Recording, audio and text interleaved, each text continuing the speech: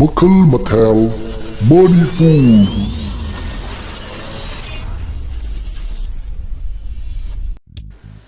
mayam gi nungai na bagi damak ta lejadiba Makhal Mathel Manipur channel na mayam bu kokluna khwairomjari ngasi mayam da puduna laksariba si 2014 gi June da thokiba kakching wari da thokiba asengba thodo ama khangni wari asi khabar ge chefong amada yawrakpa wari amani wari asi pathokchaba matamda soikiba lankiba kya yawrabasu yengbiriba amadi tabiriba singna pukchal chauna ngakpigani wari asigi mamingna Mahu chaobiniko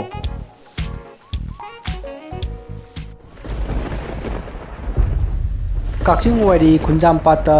kakching public school kakching high school amasung kakching wari primary school campus amatada puna laminai lekai ge halaman singna nungthi nomangba matamda mafam aduda changlunu ima tayakki yakabungni Mahu chaobiniko haina macha machu sing warak patembada yaunaraga lai सांगलबा चाही क्यागी ममांगदा ngauna फाइना लेखिबगी थौदोक कया मरुम थोखिबगी पाउ लेजरबसु हौखिबा चाही 30 रोम असिददी अदुगुम्बा मखल की पाउ अमत्ता ताखिरे काक्चिंग वारी खुंजाम पाट कोलिबा इबुदो खमलांगबा लाइकोनुंगनी चटलिबा थासिगी 18 गी नुमित जुंगलबा मतमदा थोखिबा थौदोक अमनी लेचिल नुंफाई थांगदबा तरु तरुबा अतियागी मछेक मंगाल निंगथिबा खंगहौदना मांगखरबा मतुंग इकान कानादना नोंग मंगसिलखिबनी हाइफेट नुसिचिलखि लेकोनुंग अदुदा हौबा उपाबी अमदा मकु अमना यागना खोंगलखि अतोपा मकु अमसु पासिलक्तुना महाक्सु खोंबो यौसिलखि मैतै एखोइगी थाजनबिदा नुमिदांगदा चक्ताबा मकुना युमलक्ता तानफम चादना खोंबा हाइबसी खुदोंग थिबा अमा सोयदना थोकलगनी हाइबगी खुदम चांगदम पीबनी करी थोकलगबा ngasiगी नुमितसिबु हाइदुना लाइकोन अदुबु पानरिबा मियोय अमदी अनकपदा लैबा मियामना इपा पाखनखि all Manipuri kick boxing association Kakching नसिंदुना अहानबा north east India kick boxing federation cup चलिबा थासिगी 13 तगी काक्चिंग वाइरी वार्ड नंबर 3 दा लैबा कम्युनिटी हॉल दा पांथोखि त्रिपुरा असम अमसुंग अवांग नोंपोक स्टेट सिंगी नुपी अमसुंग नुपा सानदरुई कयामरुम सरुक याखिबा फेडरेशन कप अदुदा मणिपुर गिसु तोंगान बा क्लब कयामरुम सरुक याखि मखोइगी मनुंगदा नवांग एकाडमी सेक्टागी नुपा अहुम अमसुंग नुपी मापन पुन्ना सानदरुई निफुगो हुमदोय सरुक याखि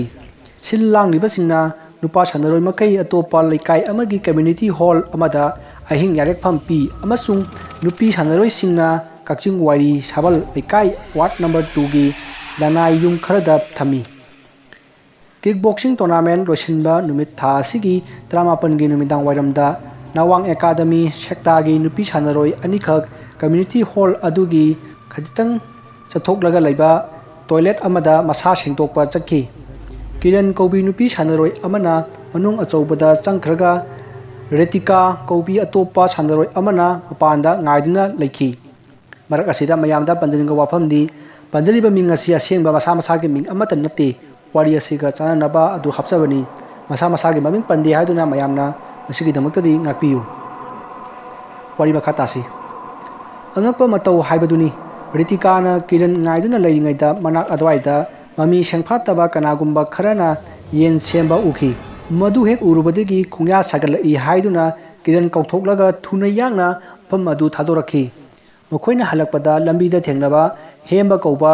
सेक्टागी सानरोय अमना रितिकागी सफम ओलबा मतौदु उबदा करी तौरबगे हाइना हंगलखि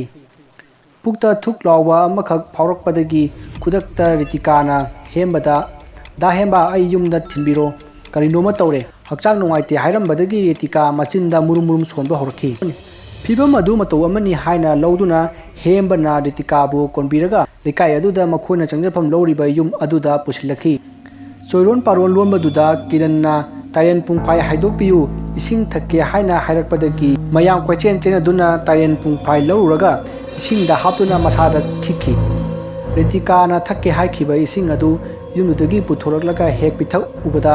अमांबा इसिंग थखरे हाइदुना वाखल तादना अंगाव अफैगी अनाबा हरखि रितिका हाइरिबा नुपी मचा असि ngसाइगी अहानबदा लाइवोनखिबा नुपी अदुनी wari makha tasi paw adu tabadagi makhoi sanaroi sing mafam aduda changsillaklaga laikanakhi makhoi gi manungda kharana hospital da pusi haina haudorakhi kangbu amana masidi doctor gi anaba nate maiba kausi hairakhi lekai aduda leiba laitin gi maramda khara khajik khangni hainabi nupi ama tanna kaurure mahakna tailen pung phai paiyuna mamaida kallaga kari chaningi haina hangki ahalbadadi ritika karimata khumu haiba yaramde nupi aduna langthai maton machinda insinbadu kamthorakhi mamil uisillaga leiribi ritikana nupi duda nahakna pairiba langthai matondu tariya sudi haina karemnarakhi masing thiduna yengrubada tariya suramkhide madugi matungda anoba langthai maton taret hekluraga laitai narakpada hainau taret chage masung taret chage haina khumlakhi manak adwaida panba asangba hainau ama hekluraga masung taret thukna khairaga pirubada angau afaigi matawgumna masung taret tu hainau gi asinba mayak ama phawba yawdrabagum chop chop chairaga sasinki angau afaigum choron palon rolakpa amati sinkraba hainau masung taret mirol tadana chop chop sarakpa ritika ge matawdu manung achouba changlaga masa singdoklubi kiran pungning nungsina kappa horakhi kiran na pungning nungsina kapadu ana laikan nariba miyoi kayana kaptanaba themki mafam aduda mahak asum lesillalabadi layengbada apanba thoklagani haina duna community hall da chakhinaba mangonda khanganki kiran gi orakliba mawong aduda hemba amasung atai laikan nabada yauriba sanaroi singna akoibo tournament ta saruk yanaba porakpa oja nawang ngangom phone tawraga kauki oja nawang ritika gi manakta hek thunglabaga community hall da chakhibi kiran kainoma tawkhre haina paulaki ritika gi anaba laikan naramba sing khara amana karinoma tawkhre hairiba kiran gi manakta chenki mayam changduna ritika layeng libi nupi adugi manakta wakhal tadraba kiran pusilaki ritika na ngang sakhiba matawgumna chap manaba mawongda nupi aduna langthai paiduna mamaida kanbada amungna yen chage amungna wok chage hai chage haibna chingba panghaida hairakpadagi layeng lambi nupi du pambai leitabagi mawong tawrakle nupi aduna laikai aduda akhang ahi sing kaurunaba hairakpadagi amaibi kaya marom mathang kaunabadagi thungladuna laikanaba hobada ngairingeda atopa nupi sanaroi taruk amasu nokpa kappa tawraktuna laimaida tuthakre haiba paw mathang tarakhi amaibi singna lai thogduna hangbada makhoi manungda kiranna mahakti bache yaimani nupi sanaroi chinglembi kaubi amana mahakti atonbini amadi tanu kaubi amana ahalni haiduna masak takhi maragasida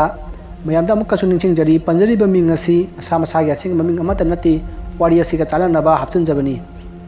wari makhatasi mamana pokpadagi amukta asigumba thodok thengnakhidaba amadi laitin kaya thajadaba miyoinadi tawriba mawong mato adu ubada kari khalamgani adubu asigumba thodok asi chawkhalaba mafam yauna malemgi leibak kaya da yamna toina thokpa thodok oibana akhang ahi kaunaraga laithau pakthoktuna anaba phanbanina mayamna su thoidokna doctor da punabagi wakhal ama phawba khanakhide ngauna faina naribi sanaroi sing aduna katlu haiba pot makhai koichen chenduna leiruraga katlabasu anabagi parai hallu haibadi yakhidre anaba amana karimta nadabagi mawongda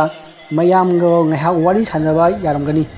aduga mathangi mikoptana mari lenadaba wa kaya marung ngangbada natana mamit pangu haiba yakhide